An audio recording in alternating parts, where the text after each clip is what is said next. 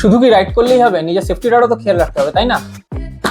তাই আমি নিয়ে নিয়েছি একটা ফুল ফেস হেলমেট। এটা হচ্ছে স্টাডের হিলিয়াস D1। হেলমেটের লুকসটা দেখো, খুবই সুন্দর। একটা সুন্দর ব্ল্যাক, হোয়াইট আর গ্রে কালারের গ্রাফিক্স করা আছে। একটা সুন্দর স্পয়লার দেওয়া আছে। স্পয়লারের তলায় দুখানা ভেন্টিলেশনের জায়গা আছে, উপরে আর এইখানে নিচে।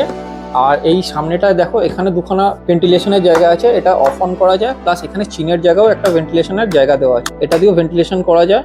প্লাস এটা ডুয়েল ভাইজার আছে, এটা একটা ভাইজার।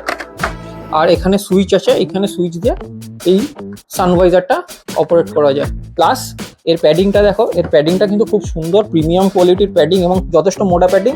এবং প্যাডিংটা রিমুভেবল, মানে এটা প্যাডিংটা তুমি রিমুভ করে ওয়াশ করতে পারবে, করে আবার এতে ইনসার্ট করে দেওয়া যায়।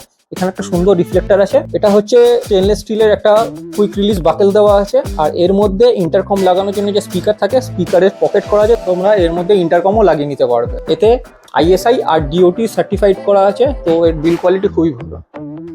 এর আউটার শেলটা ABS মেটেরিয়াল দিয়ে তৈরি, ফলে এটা খুব লাইট ওয়েট এবং এর ওয়েট মাত্র 1452 গ্রাম। আর যারা আমার মতন চশমা পরে বাইক চালাও, তারাও এই হেলমেটটা ইজিলি পরতে পারবে, কারণ এতে আইগ্লাস সাপোর্টেড আছে। আর এই হেলমেটটা পরে কিরকম লুকস লাগছে সেটা শেয়ার করছি, দেখে নাও।